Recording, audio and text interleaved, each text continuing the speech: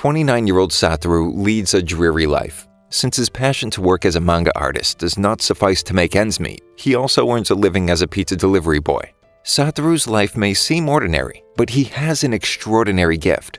Every now and then, he experiences a phenomenon he calls revival. It occurs when Satoru finds himself on the verge of a tragedy. He is then sent back a few minutes in time, and thereby given the opportunity to prevent the disaster. The revival moments happen quickly and unexpectedly. This is also the case on a seemingly ordinary day while Satoru is delivering pizza. After experiencing a revival, he notices an unconscious truck driver who is about to hit a child on the street. Satoru is able to save the child at the last moment, but is hit by the truck himself during the rescue. He later wakes up in the hospital with his colleague Irie by his side, who praises him for his courage in saving the child. After Satoru is discharged from the hospital, he finds his mother Sachiko in his apartment, cooking him a tasty dinner. Much to Satoru's displeasure, she announces that she plans on staying with Satoru for a while to support him after the accident. During their dinner conversation, Sachiko reminds Satoru of the appalling events that happened in his childhood. When he was 10 years old, their town was hit by a series of cruel kidnappings and murders. A total of 3 children disappeared, and Satoru's trusted friend, the then 20-year-old Yuki, was convicted for the deeds.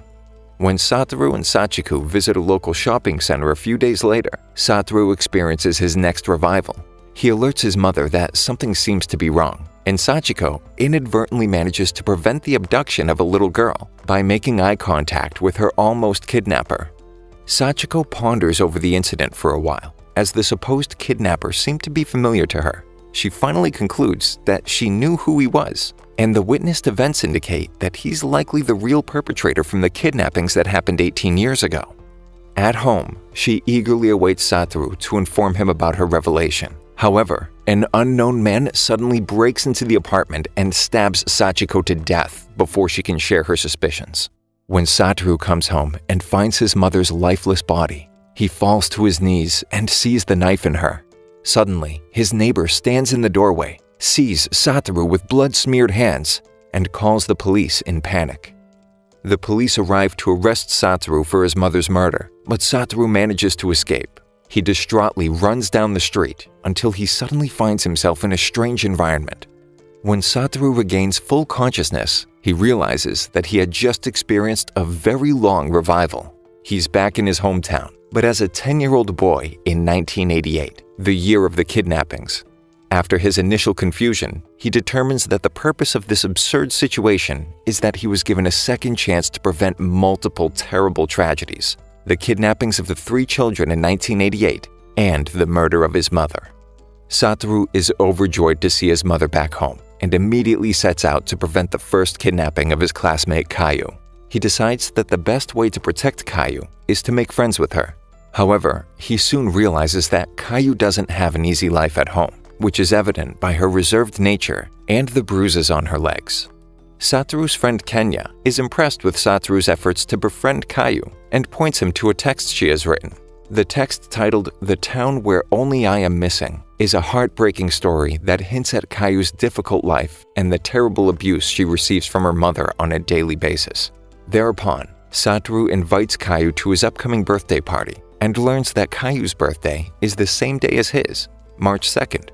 Since Satoru remembers that Caillou was still 10 years old when she disappeared in March 1988, he realizes the 1st of March must be Day X, the day her kidnapping takes place. That gives Satoru exactly 11 days to change the course of events. When looking for Caillou in the park, Satoru meets Yuki again and spends a fun afternoon with him, which further strengthens his conviction that there is no way the good-natured young man could be a cruel murderer.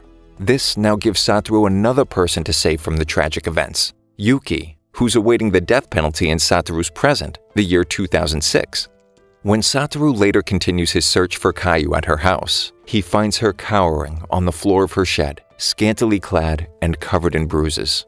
A few moments later, however, her mother Akemi finds the two of them, orders Caillou back into the house, and sends Satoru home. The next day, Satoru talks to his teacher Yashiru, who reveals that he had also suspected Caillou's abuse by her mother for some time already, but has so far tried in vain to get the youth welfare office involved. Later in class, Caillou is accused by her classmate Misato of stealing the students' lunch money. But Satoru and Yashiro are quickly able to put an end to the false accusations. In the evening, Satoru has a special surprise for Caillou. He takes her for a walk through the forest until they come across a mighty Christmas tree and marvel at it while holding hands under the bright starry sky.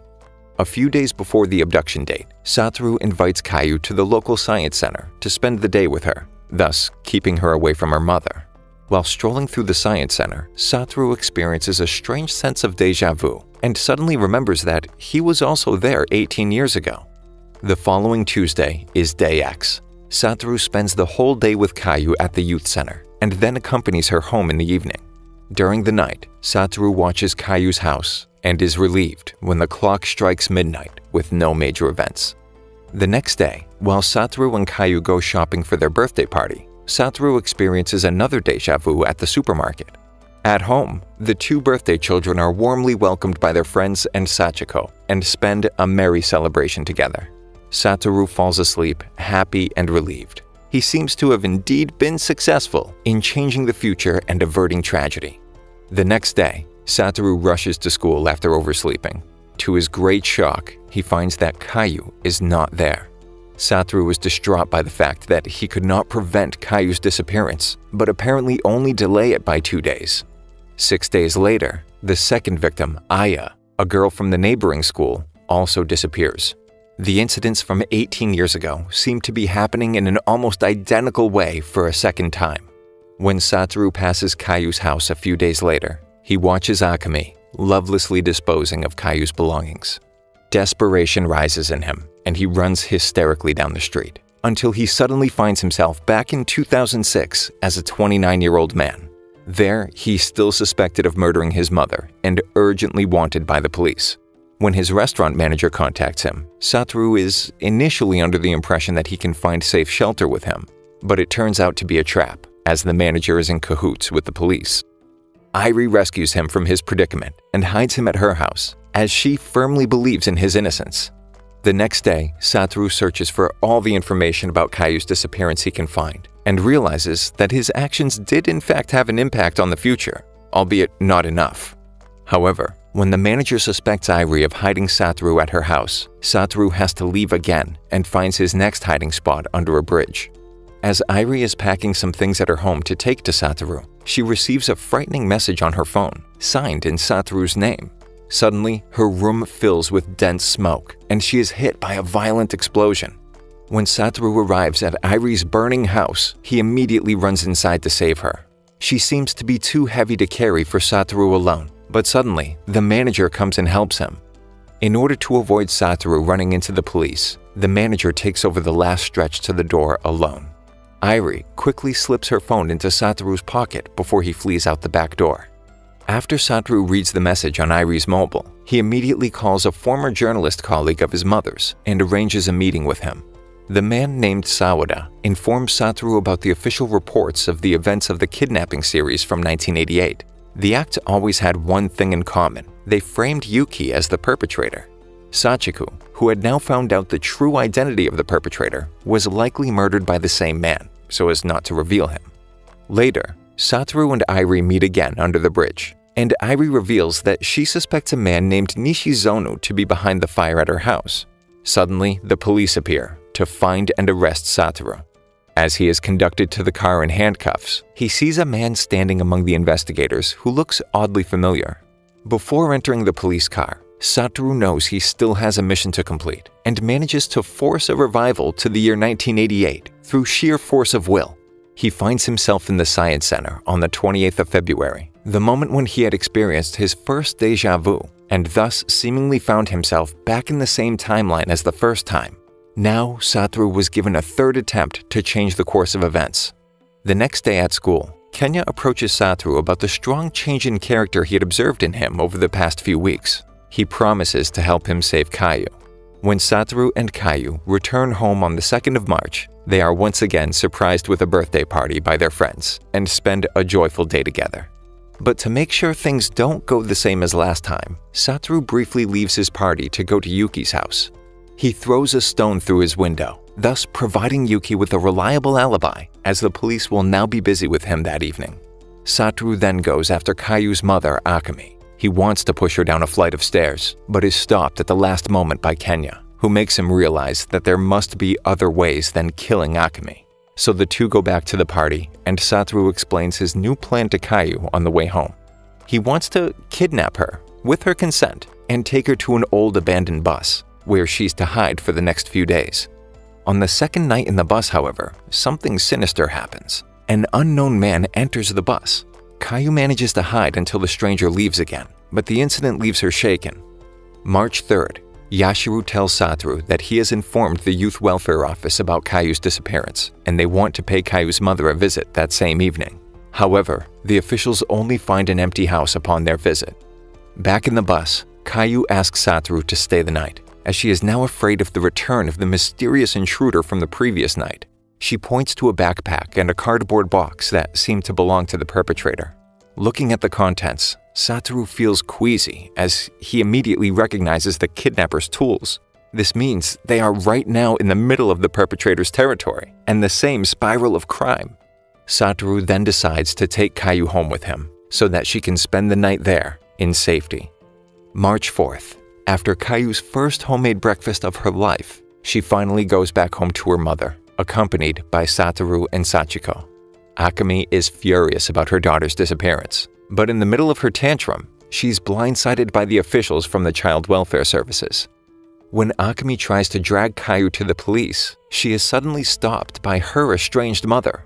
She begs her and apologizes for not supporting her more in her abusive relationship with her ex-husband, and afterwards, when she was suddenly a single mother to Caillou.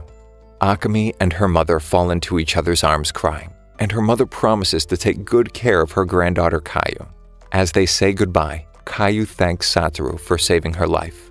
Now that Caillou is safe, Satoru turns his attention to the next two victims of the kidnapping series. First, the girl from the neighboring school, Aya. Satoru follows Aya to find out about her behavior and daily routines, but in the process, he happens to run into his mother, and shortly after, his teacher Yashiro, who offers to drive them both home in his car with their heavy shopping bags. Satoru discovers a suspicious pile of lollipops in Yashiro's glove compartment, which the teacher tries to explain away with a cheap excuse. The next day, Satoru and his friends introduce themselves to Aya. She's suspicious at first, but Kazu is able to persuade her to take a look at their secret hiding place. Since Aya and Kazu seem to get along extremely well a few days later, Satoru feels that she is in good hands, and he can devote himself to the third victim, his classmate Hirami. Hirami tells Satoru that he had observed Misato being excluded by her classmates since the day she falsely accused Caillou of stealing. Seeing a potential new victim in the lonely Misato, Satoru follows her to the hockey rink, but loses her there after she apparently fails to return from the toilet. Instead, Satoru meets Yashiro, who tells him that Misato had just left the building.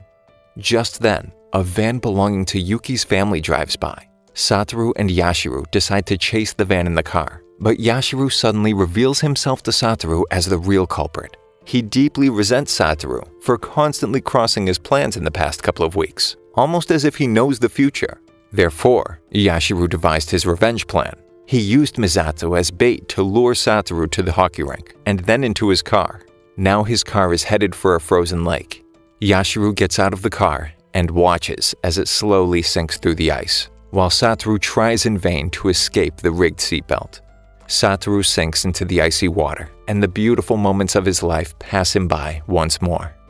In 2003, Satoru wakes up from a coma. His mother had taken care of his body every day for 15 years, so Satoru is now making rapid progress through intensive physiotherapy. But even though he is slowly regaining control of his body, his memory of what happened seems to have disappeared. But a visit from Kenya and Hirami helps him begin to slowly put the pieces of the puzzle of his past back together. Caillou also pays Satoru a visit a little later. She's now married to Hirami and carries their baby in her arms. And yet another old acquaintance of Satoru's could hardly wait to finally see him after his awakening from the coma, Yashiro, who is now a successful high-ranking politician under the false name Nishizono. He takes advantage of Satoru's memory lapses and plays the good old school teacher who pays his former student regular visits at the hospital. However, Satoru's memories of Yashiro's attempt to murder him and the kidnapping attempts of his school friends are slowly coming back to him. which Yashiro also quickly suspects. He leads Satoru in his wheelchair to the hospital roof, and there, once again, accuses him of having continuously thwarted his plans 15 years ago. He threatens Satoru with killing him, but Satoru knows that there is something preventing him from doing so. The mystery of how Satoru was able to divine and prevent Yashiro's plans back then. The anger, but also the fascination with Satoru are what gave Yashiro's life meaning over the past 15 years, and Satoru is sure that Yashiro will not harm him due to their strong connection. This suspicion is confirmed when Satoru tries to throw himself off the roof, and Yashiro catches him at the last moment. When Yashiro realizes that he really cannot live without Satoru, he starts crying, lets go of Satoru, and wants to throw himself off the roof as well. However, just before doing so, Yashiro discovers that Satoru's fall had been intercepted by Kenya and Hirami. Satoru had told his friends days earlier that his memory had fully returned and that Yashiro was the culprit behind the crimes. They had then hatched a plan together, and now the police were already on the roof, ready to arrest Yashiro for attempting to murder Satoru once again. A few years later, Satoru had finally managed to follow his passion and make it as a successful manga artist. One day, he goes for a walk after work and happens to meet Airi right under the bridge where the two of them were when Satoru, unbeknownst to him, had his very last revival so many years ago, which led him to save so many lives. Thank you for sticking until the end. Subscribe for more videos like this.